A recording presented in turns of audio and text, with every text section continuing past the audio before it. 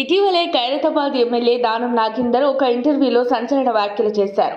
MP ఎన్నికల తర్వాత పంచాయతీ ఎన్నికలకు ముందు సీఎం రేవంత్ చేపట్టిన కాంగ్రెస్ ఆపరేషన్ ఆకర్ష్లో భాగంగా త్వరలోనే బీఆర్ఎస్ పార్టీకి చెందిన 20 మంది ఎమ్మెల్యేలు కాంగ్రెస్ పార్టీలో చేరనున్నారని, దీంతో కారు పార్టీ ఖాళీ అయ్యే అవకాశం ఉందన్నారు. అంతటితో ఆగకుండా మరో బిగ్ బాంబ్ పేల్చారు దానం.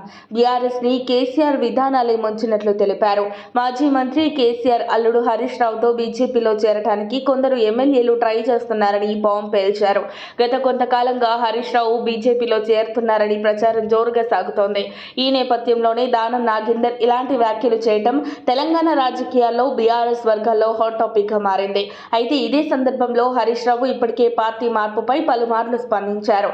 నాకు బీఆర్ఎస్ ని వీడే అవసరం లేదని, ఇతర పార్టీల్లో చేరే ఉద్దేశం లేదని కొట్టిపారేశారు. తప్పుడు వార్తలు పుట్టిస్తే చట్టపరంగా చర్యలు తీసుకుంటారని హెచ్చరించారు. శాసన మండలిలో కాంగ్రెస్ కి 4 ఎమ్మెల్సీలే ఉండటంతో బీఆర్ఎస్ ఎమ్మెల్సీలు తమ పార్టీతో చేరితే పదవులు, నిధులు ఇస్తామని కాంగ్రెస్ హామీలు ఇస్తున్నట్లు సమాచారం. బీఆర్ఎస్ రాజకీయ భవిష్యత్తు ఇచ్చినప్పటికీ మరో కొంతకాలం పదవి ఉండాలంటే పార్టీ మారడం శ్రేయస్కరమని కొందరు ఎమ్మెల్సీలు భావిస్తున్నట్టు టాక్.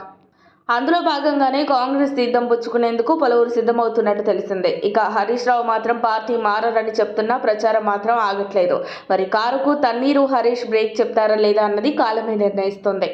మరిన్ని అప్డేట్స్ కోసం మా కాయ్ టీవీని సబ్స్క్రైబ్ చేసుకోండి. మా వీడియో కనుక మీకు నచ్చినట్లయితే లైక్ చేయండి, షేర్ చేయండి. మీ విలువైన అభిప్రాయాలను కామెంట్ బాక్స్లో తెలియజేయండి.